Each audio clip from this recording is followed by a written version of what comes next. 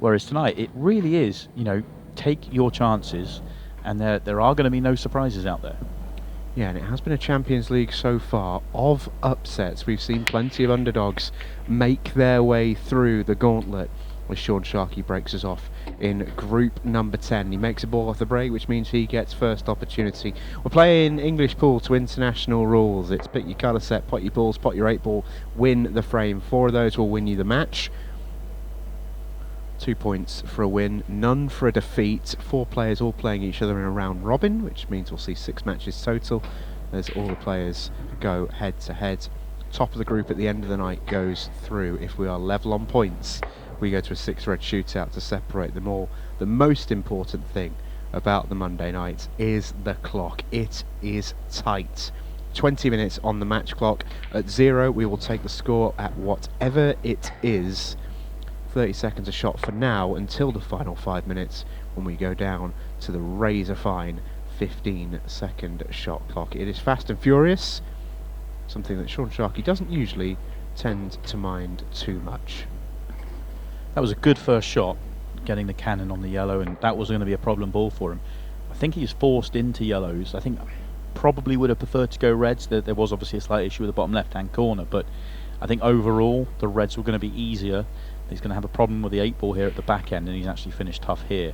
So not an absolute guarantee at all to get out, even if he can knock this yellow in. Heck of a pot. Oh, finishing on the cushion just makes it so much tougher.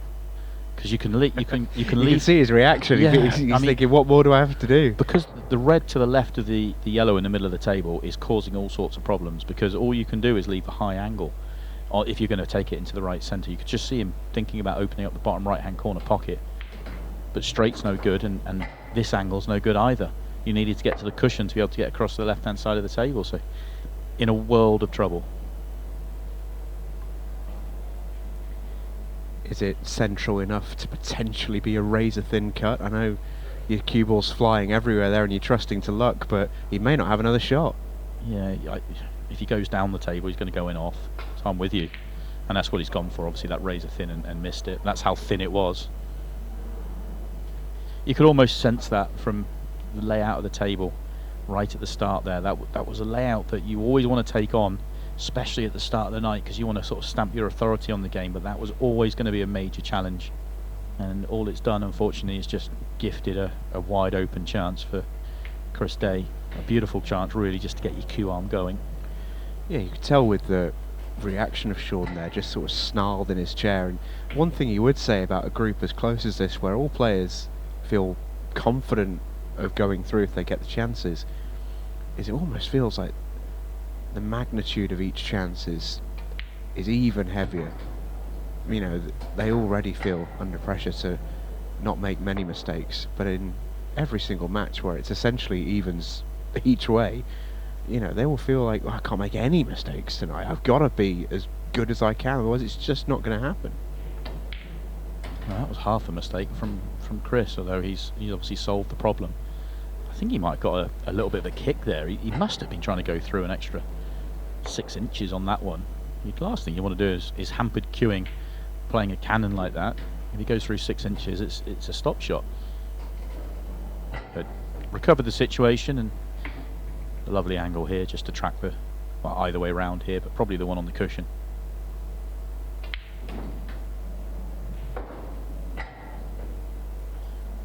Left a little bit more angle on it than I was expecting.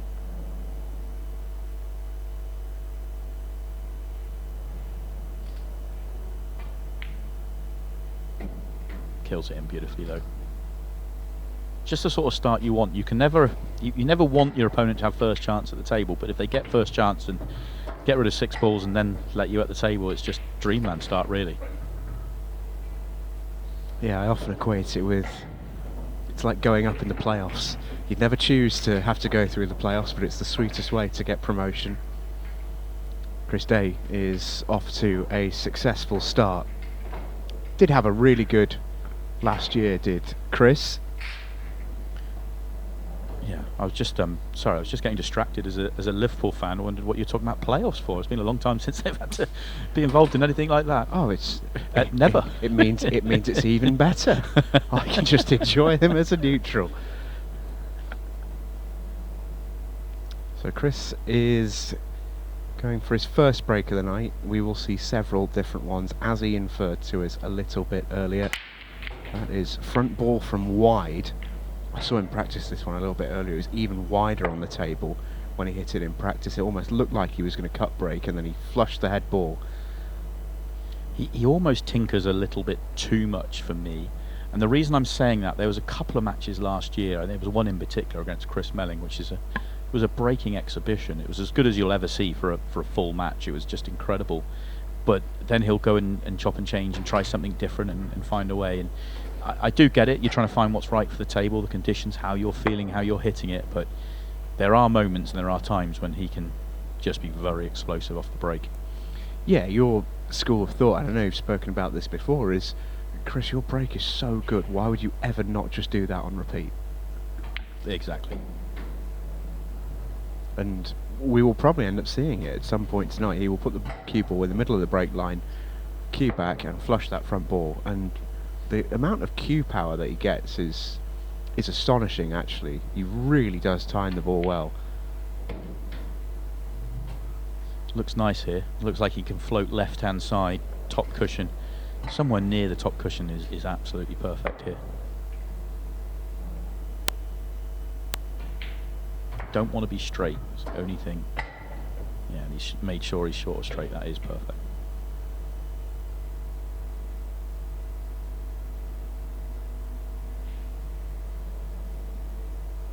Ran all the way to the world final in Killarney a couple of years ago in 2022. And to be honest, in last year's edition in Blackpool, he was one of the form players going into that tournament. He was quietly fancied by a few. I include myself in that number. Didn't quite end up going his way, as, you know, massive tournaments can have a habit of doing.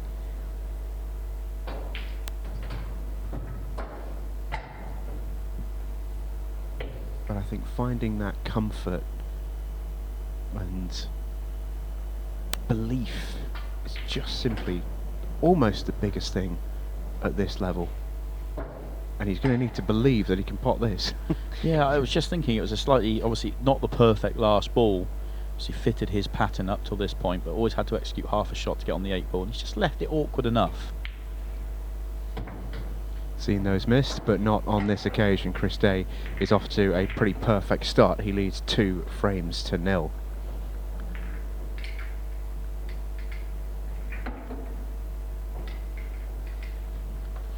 And to my point a little bit earlier, Shaun had a chance to go 1-0 up, and now he's 2-0 down. It can turn very, very quickly in these short formats.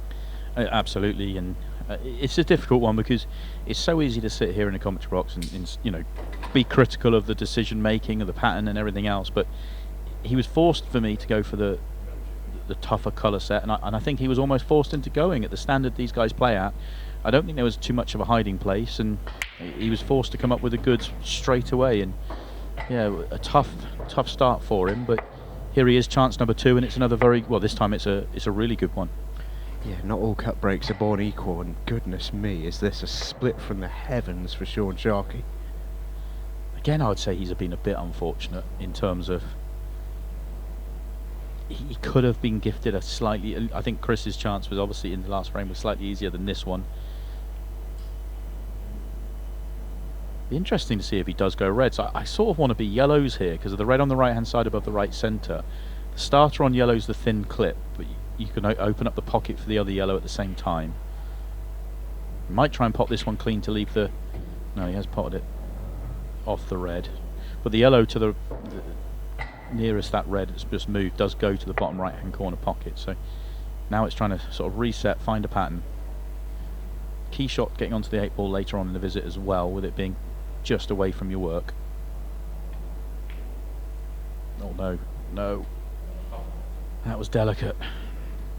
It was, and if you're wondering why that's called a foul, it's because the ball hasn't hit a cushion, even though that yellow has started its you know, journey to the lip of the pocket. It hasn't hit a cushion or indeed the bottom of the pocket, so that is a foul. I think what he's thinking there, because it looks a poor one really, but I think what he's thinking is, I want to drop this in absolutely dead weight because I want to get rid of the yellow in the middle of the table, and I want to keep the yellow I'm playing near that right centre pocket, because then it becomes my connection to the 8-ball. So you sort of, from there you go left centre, bottom left corner, right corner, and it's literally drop-ins if he gets one more turn on that ball. He maybe should have accepted the fact that he had to go up the table further and take the one in the middle down the table, but definitely a shot he'd like to have back.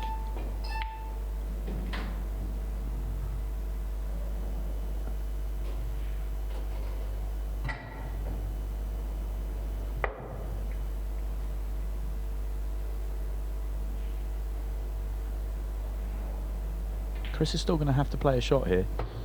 Still going to play one really good positional shot. It's not guaranteed to get on this 8-ball. You can see what he's thinking. Red left centre, but playing the shot here, coming across the line. If you go past the straight or get to the straight, you can't get on the 8-ball.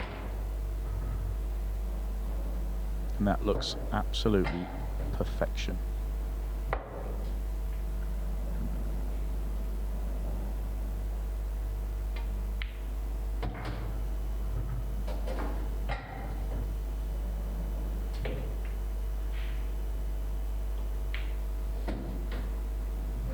Mops up again, second time in 3 frames for Chris, and that's what's frustrating as a pool player. You know, there's been 2 chances in the match for Shaun Sharkey, both tricky, taken neither.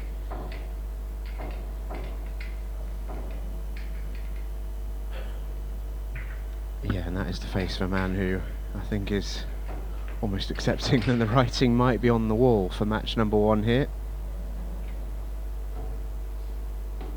A pretty perfect start for CD as things stand.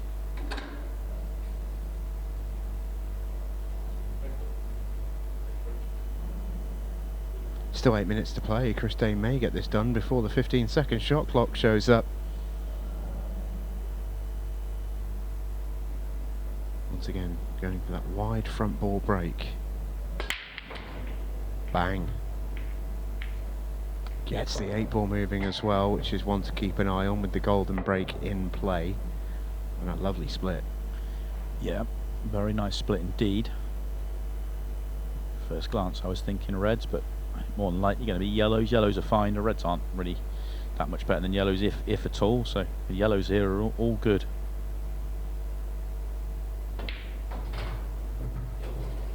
Yeah, I like the way he's gone about that. He will maybe have half a shot to play in a moment, going into this yellow.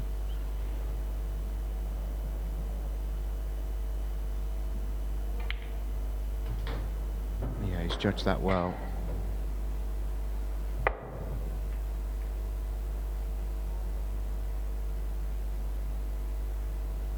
Just had a look there at the line. He's wanting to see how much angle can he nick. He'd love to be able to get the cue ball off the cushion a little bit more than he's going to be able to.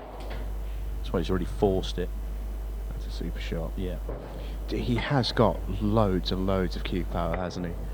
And if you ever see Chris in exhibition mode, if he's just either warming up or just having a laugh with some friends, some of the shots that he can play at 1,000,000 miles an hour are awesome, really. I think the non-stop spin as a buzzer beater though is left in the dust after its one outing as an experiment. Yeah, not too many have tried it. Not too many, and there's a reason for that. Yeah, if you're wondering what we talked about, Chris Day, once upon a time on a Monday night, had a dead straight 8-ball to go ahead, and waited until the final 15 seconds of the match to play it, and in doing so, span the cue ball on a top, trying to make it run all the way until the clock ran out to avoid the potential of being golden braked. It very nearly went very, very wrong indeed.